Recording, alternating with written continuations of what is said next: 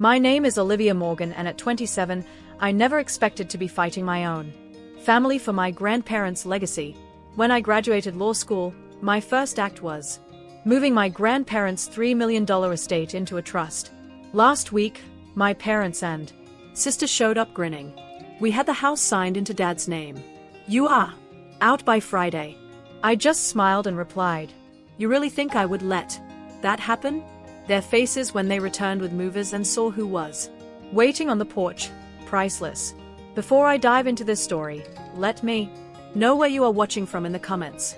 If this resonates with you, please hit that like and subscribe button. Trust me, you will want to see how this family drama unfolds. To understand why I took such drastic measures to protect my grandparents' estate, you need to know the history. My grandparents, Harold and Martha Morgan, raised me from the age of 5. My parents, Richard and Elaine, essentially abandoned me to pursue their careers in another state. What they were actually pursuing was a life free from responsibility, bouncing between get-rich schemes that inevitably failed. My childhood home was a beautiful Victorian in a historic neighborhood in Boston. The house had been in my grandfather's family for 3 generations, along with several other valuable properties and investments that made up their estate. The estimated value hovered around $3 million, not an insignificant sum by any measure. But to me that house was simply home, the place where I learned what real family meant. Every morning, Grandma Martha would wake me up with the smell of fresh-baked muffins. "Rise and shine, little lawyer," she would call me. Long before I ever considered law school, Grandpa Harold taught me to fish in the small pond at the local park, his patience infinite as I tangled line after line. In the evenings, we would sit in the library, each with our own book, occasionally sharing passages we found interesting. Those quiet moments of connection meant everything to me. From my grandparents, I learned the values that would shape my life: honesty, hard work, and responsibility. Grandpa always said, "Your word is your bond. Olivia, break it and you lose something you can never buy back." Grandma emphasized education and independence. A woman must be able to stand on her own 2 feet, especially when others try to knock her down. My relationship with my biological parents and younger sister, Valerie, was complicated at best. They would visit maybe twice a year, usually around Christmas when gifts were expected or randomly when they needed money. Each visit followed the same pattern: exaggerated affection followed by casual questions about how Grandpa's investments were doing, culminating in a teary story about unexpected expenses and requests for loans that were never repaid. Dad had filed for bankruptcy twice before I turned 10. Mom had been involved in several questionable business ventures, selling everything from miracle diet pills to timeshares. They lived beyond their means, always chasing the next opportunity that would finally make them rich. Valerie, 7 years younger than me, grew up watching and learning from them. By her teens, she had mastered their techniques of manipulation and entitlement. "Your sister should come live with us, too," Grandma once suggested after a particularly disastrous visit when Valerie had stolen money from my piggy bank. But my parents refused. Valerie was their baby, the child they could manage to parent because she demanded so little actual parenting. As my grandparents aged, the family dynamic grew increasingly tense. Dad began calling more frequently, asking pointed questions about their health, their will, their financial advisors. Mom would send links to retirement communities suggesting the house was too much for them to manage. Each visit became more stressful, with whispered conversations ending abruptly when I entered rooms. Throughout my school years, I excelled academically, encouraged by my grandparents' unwavering support. While other kids got new phones or trendy clothes as rewards, my grandparents invested in books, museum memberships, and educational trips. When I was 16, I started working part-time at the local library to help with expenses. My grandparents insisted it was unnecessary, but I saw how prescription costs and property taxes were straining their fixed income. My decision to study law was influenced by an incident in our neighborhood when I was a senior in high school. An elderly couple, the Wilsons, lost their life savings to their son, who had convinced them to sign over power of attorney and then emptied their accounts. The helplessness and betrayal they experienced haunted me. I wanted to understand how to prevent such injustices, especially for vulnerable seniors. College and then law school were challenging as my grandparents' health began to decline. Grandpa developed heart problems that required multiple surgeries. Grandma was diagnosed with early-stage dementia. I attended a local university so I could live at home and help care for them, turning down scholarships to more prestigious schools. Farther away, during my final year of law school, I was taking classes during the day, studying at night, and helping with medical appointments and home care in between. It was exhausting, but they had sacrificed so much for me. It was simply what family does. The day I graduated from law school was bittersweet. Standing in my cap and gown, scanning the audience, I spotted Grandpa in his wheelchair oxygen tank beside him, with Grandma sitting next to him, occasionally looking confused, but smiling broadly whenever our eyes met. They had insisted on attending despite their health concerns. Wild horses could not keep us away. Grandpa had declared that morning as I helped him with his tie. My parents and Valerie were noticeably absent despite receiving invitations months in advance. Mom had texted that morning with a vague excuse about car trouble. I had stopped expecting their presence at important moments in my life long ago, but their absence still stung. After the ceremony, we celebrated at Grandpa's favorite Italian restaurant. He raised a shaky toast with his water glass to our Olivia, who makes us prouder every day. The finest granddaughter and now the finest lawyer in Massachusetts. Grandma nodded enthusiastically, adding, smart as a whip, just like her grandfather. Their pride in my accomplishment filled me with both joy and determination to be worthy of their faith in me. During my final semester, I had taken an elective course on elder law and estate planning. What began as a practical choice given my grandparents' situation evolved into a passionate interest. Professor Sarah Winters, a former prosecutor who specialized in elder abuse cases, opened my eyes to the prevalence of financial exploitation of seniors, often by family members. The greatest threat to elderly individuals' financial security rarely comes from strangers. Professor Winters told our class, 70% of elder financial abuse is perpetrated by family members or trusted caregivers. The sense of betrayal is often more devastating than the financial loss. Her words resonated deeply with me. I began researching protective measures, particularly irrevocable trusts, which could shield assets from predatory family members while ensuring the elderly person retained control during their lifetime. I started noticing the parallels between the case studies we discussed and my own family situation with increasing alarm. 2 weeks after graduation, I made a secret appointment with Nancy Hoffman, an elder law specialist recommended by Professor Winters. I brought copies of my grandparents' financial documents, which I had access to as I had been helping manage their bills. Nancy reviewed everything carefully, her expression growing more concerned. Your instincts are correct, she told me. Finally, given the pattern of behavior you have described and these recent inquiries from your father about property values, there is cause for concern. An irrevocable trust would offer significant protection, but your grandparents would need to establish it voluntarily. Have you discussed this with them? I had not, fearing they would dismiss my concerns out of loyalty to their son. That evening, I gathered my courage and broached the subject gently. After dinner, Grandpa initially reacted exactly as I had feared. Richard is many things, but he would never try to take our home. He insisted, his voice gruff with emotion. He is still my son, Olivia. Grandma was quiet, twisting her wedding ring as she often did when anxious. What makes you think such a thing, dear? She asked finally. Reluctantly, I shared what I had observed. The increasing frequency of visits whenever their health took a downturn, the questions about their investments, the not-so-subtle hints about the house being too much work. Then I showed them something I had been keeping to myself. An email from Dad to a real estate agent, inquiring about comparable sales in their neighborhood and potential market value of their home, which I had discovered while helping Grandpa with his computer. Grandma began to cry quietly. He borrowed $50,000 5 years ago, she admitted, for a business opportunity that could not wait.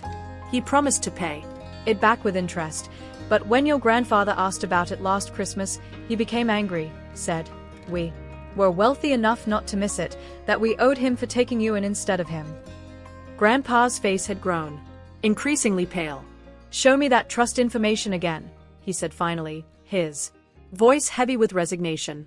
3 days later, we met with Nancy Hoffman, and the process of establishing the Morgan Family Trust began. The legal process was complex, requiring multiple meetings with attorneys, financial advisors, and the bank. We structured the trust so that my grandparents retained full control and benefit of all assets during their lifetime, but after their passing, I would become the trustee. The house, their investment portfolio, and other valuable possessions were transferred into the trust's ownership, protecting them from potential claims or manipulation. Throughout the process, we maintained absolute secrecy. My grandparents told no one, not even their closest friends, about the arrangement. I was still living with them, working at a small law firm, specializing in family law, and beginning to build my career while helping care for them. To outsiders, nothing had changed, but I slept better, knowing that their legacy and home were protected from whatever schemes my parents might be contemplating. 6 months after we established the trust, Grandpa's health took a dramatic turn. For the worse. What we had thought was simply fatigue related to his heart condition was diagnosed as advanced stage pancreatic cancer. The prognosis was grim, 3 to 6 months at most. We were devastated. Somehow, news of his diagnosis traveled quickly to my parents. Suddenly, they began calling daily and visiting weekly, something unprecedented in all the years I had lived with my grandparents. Valerie even took a leave of absence from her job at a nail salon to help out, though her help mainly consisted of going through closets and cabinets, cataloging items of value when she thought no one was watching. One evening, I overheard a conversation between my parents in the garden. They thought everyone was asleep, but I had been up getting medication for Grandpa. "Once the old man is gone, we need to move quickly before she has time to hide anything," Dad was saying. "Mom is so confused these days. She will sign whatever we put in front of her." "What? About Olivia?" Mom asked. "She is always watching. And now she is a lawyer." "She is a brand new lawyer with student loans and no real experience." Dad scoffed. "We will offer her a small portion to keep quiet. If she makes trouble, we will contest any will on grounds of undue influence. After all, she has been living here dependent on them, possibly manipulating them. Who would believe her? Over us, the actual children?" I stood frozen, the glass of water in my hand, growing warm, as they continued planning how they would sell the house, liquidate investments, and finally have the lifestyle they deserved. When Valerie joined them, eagerly adding her own ideas about which antiques would fetch the highest prices, I felt physically ill. The next morning, I checked in with Nancy Hoffman, confirming that all the trust documents were properly filed and unassailable. She reassured me that the protection was solid, but warned me to be vigilant about any attempts to have my grandmother sign new documents once my grandfather passed. As Grandpa grew weaker, he seemed to sense the vultures circling. One night, as I sat with him while he struggled to breathe comfortably, he gripped my hand with surprising strength. "Promise me you will protect your grandmother and this house," he whispered. "It is not just property, Olivia. It is the physical embodiment of our family history, our love, our sacrifices." Richard never understood that. He sees only dollar signs where I see memories. I promised, tears streaming down my face, and he nodded satisfied. 3 days later, he slipped into a coma. He passed away peacefully the following morning with Grandma and me at his bedside. The funeral was small and dignified, just as Grandpa would have wanted. A few close friends, neighbors, and former colleagues gathered to celebrate his life. My parents and Valerie arrived 20 minutes late, dressed inappropriately, flashy for a funeral, and left immediately after the service, claiming they had a long drive ahead. Before leaving, Dad pulled me aside and asked bluntly about the will and when it would be read. I delivered a simple eulogy, focusing on Grandpa's integrity, his gentle wisdom, and his unconditional love. Looking out at the small gathering, I realized that a life well lived is not measured by wealth accumulated, but by love shared. Grandpa had been rich indeed by that measure. After the funeral, the reality of being Grandma's sole caretaker settled heavily on my shoulders. Her dementia had been progressing slowly, but grief accelerated her decline. Some days she recognized me instantly. Other days she would ask repeatedly when Grandpa was coming home. Each time I had to gently remind her that he was gone, watching her heart break anew. I rearranged my work schedule to spend more time at home, taking cases I could largely work on remotely. I hired Margaret, a compassionate home health aide, to stay with Grandma when I needed to be at the office or in court. In the evenings, we established new rituals, watching classic movies Grandma still remembered from her youth, looking through old photo albums and reading aloud from her favorite books. These activities seemed to anchor her, providing islands of clarity in her increasingly foggy mental state. My parents called occasionally, always asking about Grandma's condition in a way that seemed more like checking on an investment than expressing genuine concern. Each time I provided minimal information, growing increasingly protective as Grandma became more vulnerable. 6 months after Grandpa's death, Grandma developed pneumonia. Despite aggressive treatment, her weakened system could not fight the infection. Her final days were peaceful at home in her own bed, as she had wished. I read to her from Jane Austen, her favorite author, and played the classical music she and Grandpa had loved. On her last night, she had a moment of complete lucidity. She looked at me and squeezed my hand. "Elizabeth," she said, confusing me with my mother, "I am so proud of the woman you have become, so different from." She trailed off, then refocused. "Take care of our Olivia."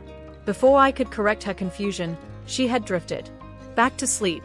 She never woke again, passing quietly in the night, her hand still in mine. The funeral was even smaller than Grandpa's. My parents did not attend at all, sending a generic flower arrangement with a card signed by their secretary. I was not surprised, just sadly confirmed in my understanding of their true nature. I buried my grandmother beside my grandfather in the small cemetery where generations of Morgans rested, taking comfort in knowing they were together again. I returned to an empty house that echoed with memories both comforting and painful. For the first time, I was truly alone without the grandparents who had been my anchors, my true north. But I was also strengthened by their legacy of love and the values they had instilled in me. I would honor them by protecting what they had built and using it as they would have wished. 2 weeks after Grandma's funeral, as I was still adjusting to the silence of the house and the enormity of my loss, the doorbell rang on a Sunday morning. When I opened the door, I found my parents and Valerie standing there, somber expressions carefully arranged on their faces. "Oh, Olivia," Mom exclaimed, pulling me into a stiff hug that felt more like a performance than genuine affection. "We are so sorry about Mom. We came as soon as we could clear our schedules." Dad nodded solemnly. "Family needs to stick together in times like these," he declared, patting my shoulder awkwardly before stepping past me into the foyer, his eyes already scanning the antique furniture and artwork. Valerie, 20 years old, but dressed like a teenager, gave me a quick side hug. "This house is even bigger than I remembered," she commented, not bothering to hide her assessment of its value. I invited them in with surface politeness, offering coffee and the pastries I had bought the day before. As we sat in the living room, the conversation followed a script I could have written in advance, beginning with cursory questions about Grandma's final days, and quickly pivoting to matters of inheritance. "Have you had a chance to look through her papers?" Dad asked, attempting casual indifference. "I assume there is a will that needs to be probated." "I am handling everything," I replied neutrally. Her affairs were in good order. Mom leaned forward, her voice dropping to what she probably thought was a sympathetic tone. "You must be so lonely in this big house all by yourself. It is a lot for one person to maintain." "Actually, I am managing fine," I said. "I love this house." "Well, of course you do," Sweetie Mom said with a patronizing smile. "But realistically, a young woman like you should be in a modern apartment downtown close to other young professionals. Your father and I have been thinking we could help you sell this place and find something more suitable." Dad nodded enthusiastically. "Property values in this neighborhood are at an all-time high. It would be smart to sell now before the market shifts. And of course," Valerie added, examining her manicure, "whatever comes from Grandma and Grandpa's estate should be divided fairly between family members. I mean, just because you lived with them does not mean you get everything right." Their transparency was almost comical. If I had not been grieving and disgusted, I might have laughed at how poorly they disguised their greed. Instead, I simply stated that I was not making any decisions about the house in the immediate future and changed the subject. They stayed for 3 days during which I caught my mother going through Grandma's jewelry box when she thought I was on a work call, my father measuring rooms and taking photos for memories, and Valerie trying to pry information from Margaret about bank accounts and safety deposit boxes. On the second evening, I stepped onto the back porch for some air and overheard my father on his phone speaking with someone about real estate values. The comps show at least 3.2 million in this market, he was saying. Maybe more with some updates. We just need to move quickly once we have control. Later that night, I found a browser window left open on Valerie's laptop showing search results for challenging a trust and contesting inheritance. When I checked the browsing history, I discovered searches for local estate attorneys and how to prove undue influence. The next morning, I confronted them gently over breakfast. I notice you all seem very interested in the house and Grandma's assets, I said calmly. Is there something specific you are hoping to find? Dad flushed red but quickly recovered. Just trying to help you sort things out. Honey, you have enough on your plate with your new career and all this grief. Mom nodded vigorously. We are just concerned about you, darling.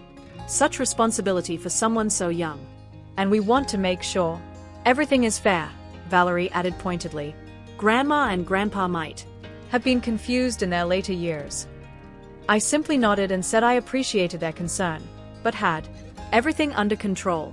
They left later that day with promises to return soon to help further. The moment their car pulled away, I called Nancy Hoffman and updated her on the situation. She advised me to be vigilant, but assured me the trust was secure. For several weeks, I heard nothing from them. I began to hope they had accepted the situation and moved on. I was deep in a new case at work and finally beginning to establish a routine that did not revolve around caregiving when they reappeared without warning. All three walked up the front path as I was leaving for work, their expressions triumphant. Dad was carrying a folder of documents. Good morning, Olivia, he said, his voice dripping with false sympathy. We hate to do this, but we need to talk about your living situation. Mom stepped forward, her smile tight. We found some papers in our safe deposit box. An older will that your grandparents signed years ago, leaving everything to your father as their only child. We have had it verified by an attorney. We also have papers showing the house has been signed over to Dad. Valerie added gleefully. The trust you think protects everything, apparently not valid when there is a prior will. Dad extended the folder toward me. We are not unreasonable. We will give you until Friday to pack your things. We have already lined up a buyer for the house. I looked at their smug faces at the folder of what I was certain were fraudulent documents and felt a strange calm settle over me. You really think I would let that happen? I asked quietly. Their confidence faltered momentarily, but Dad recovered quickly. This is happening whether you like it or not. Friday, Olivia, be out by noon. As they turned to leave, I called after them. Before you do anything irrevocable, you might want to consult a better lawyer. One who knows the difference between a genuine will and a fabrication. Dad's face darkened. Do not threaten me, young lady. You are not the only one who knows about the law. With that parting shot, they left confident in their victory. I immediately called Jake Thompson, a colleague from my firm who specialized in fraud cases, and explained the situation. Bring me those documents if you can get copies, he said. This sounds like textbook forgery. I spent the next 2 days preparing for the confrontation I knew was coming. I gathered all the trust documents, contacted the bank and security company, and assembled a small team of legal professionals who were willing to help. On Thursday evening, I sat on the porch, swing Grandpa's favorite spot, and felt his presence beside me. I will not let them take your legacy. I promised the evening air not one piece of it. The moment my family left with their threats and fraudulent documents, I sprang into action. My legal training kicked in, along with the protective instincts my grandparents had nurtured. This was no longer just about an inheritance. It was about honoring my promise to protect my grandparents' legacy and standing up to Years of manipulation and entitlement. First, I called Jake Thompson, the best litigator at my firm and a specialist in fraud cases. Can you come over tonight? I asked. My family is trying to steal my grandparents' estate with forged documents. They are giving me until Friday to vacate. Jake arrived within the hour along with his paralegal. I laid out everything: the trust documents, my grandparents' medical records showing they were competent when signing the journal I had kept, documenting my parents' suspicious behavior and my recollection of the fraudulent claims they had just made. If what they showed you is what I think it is, they are committing several felonies, Jake said, his expression grim. Forgery, fraud, attempted theft by deception. But we need to see those documents to be certain. My next call was to Nancy Hoffman, who had helped establish the trust. They are making their move, I told her, and it is as brazen as we feared. Nancy was reassuringly calm. The trust is ironclad, Olivia. But we should file for an emergency injunction to prevent any recording of fraudulent deeds or transfers. I will draft it tonight and file first thing tomorrow. With my legal team mobilizing, I turned to practical security measures. I called a locksmith who arrived that afternoon to change every lock in the house. Next, I contacted a security company to install cameras covering all entrances. By evening, the house was secure against unauthorized entry. I made a final call to my bank confirming that all accounts were protected and flagged for unusual activity. The bank manager, who had known my grandparents for decades, was appalled at my situation and personally placed alerts on everything connected to the estate. As night fell, I organized all the documentation for the trust, creating multiple copies stored in different locations. One set in my home safe, another with Jake, a third with Nancy, and digital copies secured in encrypted cloud storage. No single point of failure could compromise our protection. That evening, as I was reviewing everything, my phone began ringing with calls from my parents and Valerie. I let them go to voicemail. The messages started politely with Dad suggesting we talk things through like adults, but quickly devolved into threats.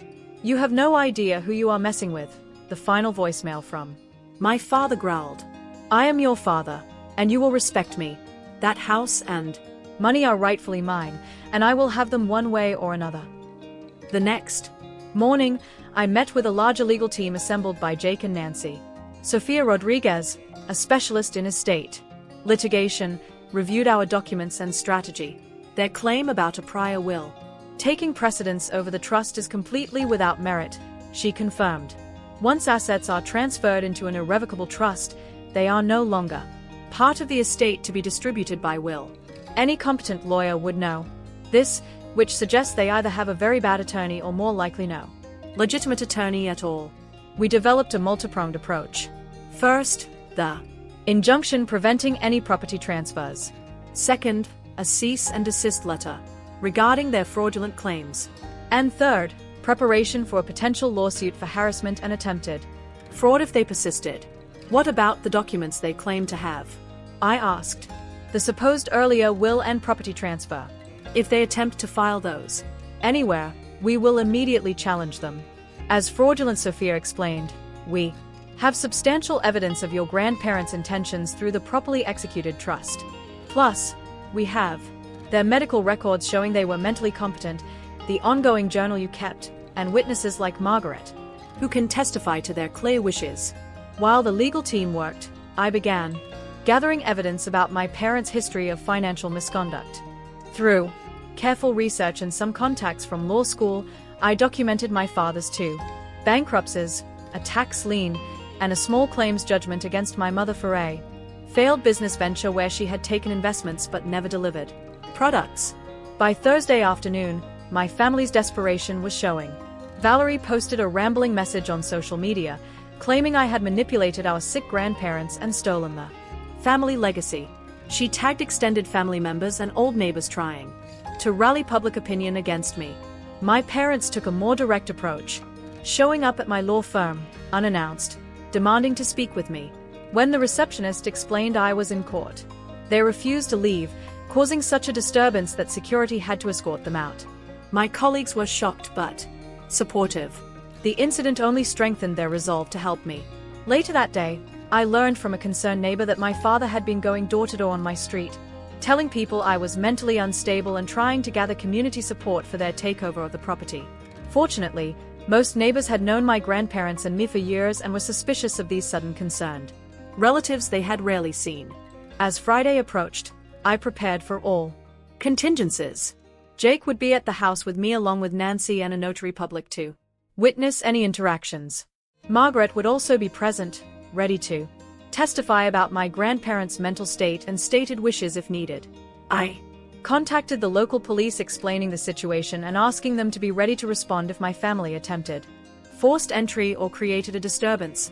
The officer I spoke with took detailed notes and promised to flag the address for immediate response.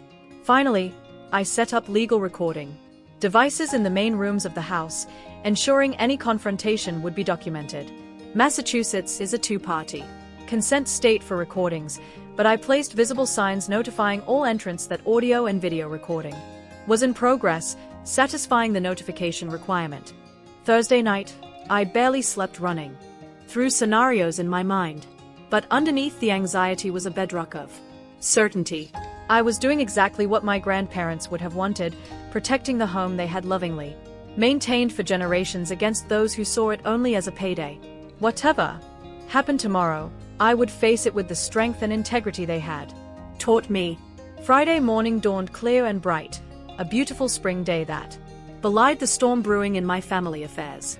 I woke early after a restless night, showered and dressed carefully in a professional navy suit, automatically reaching for the pearl earrings Grandma had given me for my law school graduation for important days. She had said this certainly qualified. By 8:30, my support team had assembled. Jake arrived first, bringing coffee and a reassuring confidence. We have everything covered legally, he reminded me. Today is just about standing your ground. Nancy came next with the notary public, a solemn woman named Patricia, who had witnessed hundreds of property disputes. Margaret arrived shortly after, giving me a motherly hug before taking up position in the kitchen, where she began stress-baking the scent of cinnamon rolls soon filling the house. Sofia Rodriguez completed our team bringing copies of the emergency injunction that had been granted by the court the previous afternoon prohibiting any recording of property transfers related to the estate just in case they try to go directly to the Registry of Deeds. She explained we positioned ourselves strategically. I would meet my family on the front porch, the symbolic threshold they sought to cross. The others would remain inside out of initial sight, but ready to step forward when needed. The folder containing all relevant trust documents, the injunction and evidence of the estate's protected status, sat on the small table beside the porch swing, a visual counterpoint to whatever fraudulent papers my family would bring. At precisely 11:45, 15 minutes before their self-imposed deadline for my eviction, a black SUV pulled up at the curb. Behind it came a large moving truck, its engine rumbling as it double-parked on the narrow street. Several neighbors paused their gardening to watch the spectacle unfold. My father emerged first from the SUV, dressed in what he probably thought was impressive business attire, a slightly too tight suit with flashy cufflinks. My mother followed her face, set in grim determination, designer sunglasses hiding her eyes. Valerie bounced out last, practically skipping with anticipation, phone already in hand, as if ready to document her victory. Behind them, two men climbed down from the moving truck, looking uncomfortable as they sensed the tension. My father waved them forward. Impatiently, I stood up slowly from the porch, swing the folder in my hand, and waited. Let them come to me on my territory, the home my grandparents had entrusted to my care. Right on time to witness your departure, I see, my father called out as they approached the front walk. I hope you are packed and ready to go. He waved the folder he carried, presumably containing his fraudulent documents. I remained silent, standing tall at the top of the porch steps as they approached. Several neighbors had drifted closer, sensing drama and perhaps concern for my welfare. We brought a truck to help with your things, my mother added in a falsely sweet voice designed to present an image of familial concern to the watching neighbors. We know this must be difficult. I reached the bottom of the porch steps. I finally spoke. Before you come any further, I should inform you That this property is under video and audio surveillance and there are witnesses inside the house. Anything you say or do is being recorded. That stopped them momentarily. My father recovered first, his smile tightening. Always the dramatic one. Olivia. This does not change anything. We have legal documents giving us ownership of this property. He waved his folder again. You mean your forged documents? I asked calmly. The ones that supposedly override an irrevocable trust established over a year ago when both my grandparents were alive and legally competent. My mother's smile faltered. Valerie looked uncertainly. Between her parents, the script clearly not proceeding as planned. My father's face darkened as he climbed the first 2 steps. Now you listen here. This house belongs to me. My parents wanted me to have it. Whatever you tricked them into signing when they were sick does not change that. At that moment, the front door opened behind me, and Jake stepped out, followed by Nancy, Sophia, Patricia, the notary, and Margaret. The sight of 5 adults, clearly professional and prepared, brought my father up short. Mr. Morgan, Jake said pleasantly. I am Jake Thompson, attorney for the Morgan Family Trust. I believe you were just about to accuse your daughter of fraud and undue influence. Please continue. We are recording for the court. My father's mouth opened and closed without sound. My mother grabbed his arm, whispering urgently. The moving truckman shuffled awkwardly, one checking his watch. Perhaps you should tell the movers they will not be needed today, I suggested. Quietly. Or any day. Finding his voice at last, my father blustered. This is ridiculous. I have a legal right to this property. I have documentation right. Here. He waved the folder again, but made no move to open it. Sophia stepped forward, her professional demeanor unruffled. As counsel for the estate, I must inform you that we have obtained an emergency injunction preventing any recording of fraudulent property transfers related to this estate. She held out a copy of the court order. Additionally, I should warn you that presenting forged documents to a financial institution or government office is a felony in Massachusetts, punishable by up to 5 years in prison. The color drained from my father's face. My mother stepped forward, trying a different approach. Olivia, honey, there has clearly been a misunderstanding. We only want what is best for the family. Perhaps we can discuss this privately without all these people. There is nothing to discuss, I said firmly. Grandma and Grandpa established the Morgan Family Trust to protect their assets and legacy. All properties and investments are held by the trust, which I manage as the designated trustee. This was their choice, made freely while they were alive and well. Any documents you have claiming otherwise are fraudulent. My father's frustration boiled over. This is not over, Olivia. I am your father. That counts for something legally. I will fight this to the Supreme Court if necessary. I will make sure everyone knows how you manipulated 2 elderly people. Your reputation will be ruined.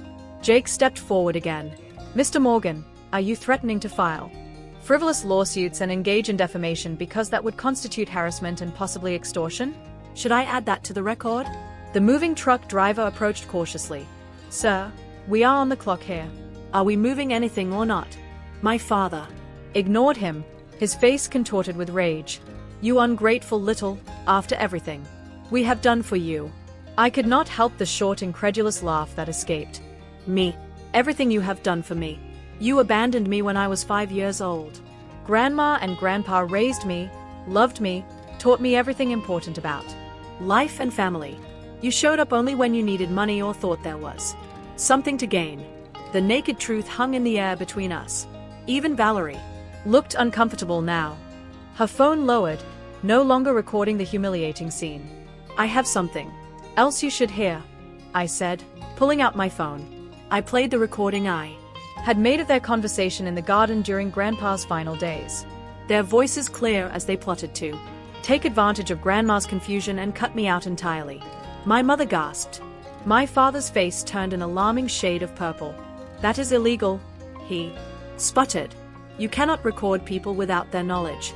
Actually, Nancy interjected, Massachusetts law permits recording if the person recording is a party to the conversation or has consent from a party. Olivia was present and consented to her own recording. Perfectly legal. By now, several police officers had arrived, responding to calls from concerned neighbors about the escalating confrontation. As they approached, my father seemed to finally grasp the futility of his position. "This is not over," he hissed, backing down the steps. "Family should not treat family this way." "On that, we agree. Completely," I replied softly. The officers asked if there was a problem. I explained briefly that my family had made incorrect assumptions about property ownership and that everything was under control. My legal team provided additional context, showing the officers the trust documents and injunction. Defeated but still defiant, my parents and sister returned to their SUV. The moving truck pulled away its mission, unfulfilled. As they drove off, I felt no triumph, only a profound sadness for what family should have been, but never was in my case. Margaret squeezed my shoulder. "Your grandparents would be so proud," she said softly. "So very proud."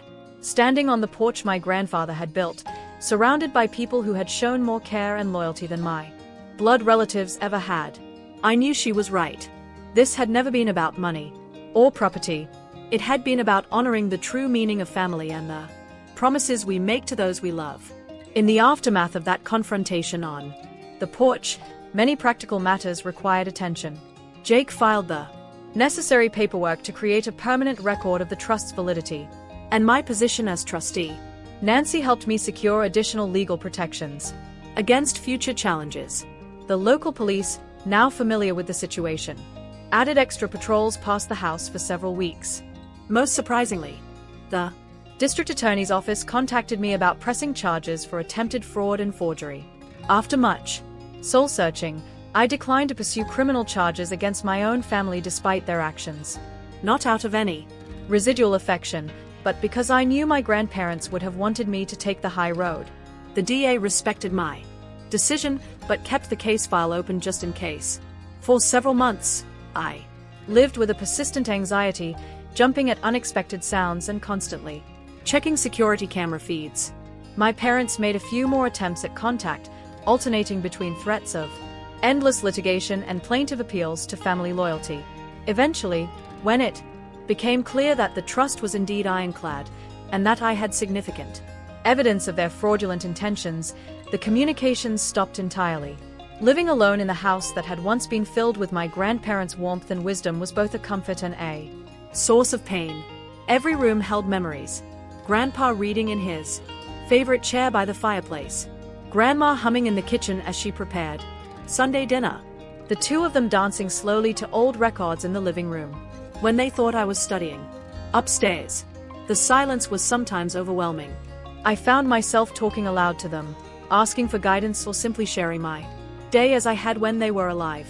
Sometimes I imagined I could hear Grandpa's deep chuckle or catch the faint scent of Grandma's perfume. Grief, I discovered, does not follow a linear path. It circles back unexpectedly, triggered by a familiar sound or the changing of seasons. Recognizing that I needed help processing all that had happened, I began seeing Dr. Lillian Parker, a therapist specializing in grief and family trauma. Her gentle questions helped me untangle the complex emotions: grief for my grandparents, anger at my parents, betrayal, guilt over sometimes wishing for a normal family, and a profound loneliness that seemed to have no bottom. "What you are experiencing is complicated grief," Dr. Parker explained during one session. "You are not only mourning your grandparents, but also the loss of the idea of family. As it should be. That is a significant double loss." Working with her, I learned to separate my parents' actions from my own worth, to recognize that their greed and manipulation reflected their character flaws, not any failure on my part. Most importantly, I began to understand that family is not defined solely by blood, but by love, respect, and mutual care. My colleagues at the law firm became an unexpected source of support. Jake and his wife Naomi invited me to holiday dinners. Sophia checked in regularly with coffee and conversation. Even the normally reserved senior partners showed their concern through mentorship and inclusion in important cases. About 6 months after the confrontation, I made the difficult decision to renovate parts of the house. Not to erase my grandparents' presence, but to blend their legacy with my own future. I kept Grandpa's library intact with his books and comfortable leather chair, but converted an unused bedroom into a modern home office. Grandma's kitchen remained largely unchanged, though I added new appliances that she would have loved exploring. The most significant change came when I established the Harold and Martha Morgan Scholarship Fund at my law school, dedicated to supporting students interested in elder law and protection of vulnerable populations, using a portion of the trust's assets. This way felt right, a continuation of their generous spirits and a way to create something positive from our family's painful history. My professional life evolved as well. Drawing on my personal experience, I shifted my legal practice to focus exclusively on elder law and estate planning, working with families to create trusts and protective measures that would prevent the kind of exploitation my parents had attempted became deeply satisfying. Each client protected felt like a small victory, a ripple effect of good from my grandparents' wisdom in establishing our trust. Slowly, I built a new kind of family around me. Margaret continued, visiting regularly, now more friend than employee. My neighbors, who had witnessed the drama unfold on my porch, became closer, inviting me to block parties and community events. I joined a book club that met monthly, finding connection through shared stories just as I had with my grandparents. 2 years after that confrontation on the porch, I received a small envelope in the mail with no return address. Inside was a brief note from Valerie. I'm sorry for what happened. They were wrong. I was wrong. I miss you.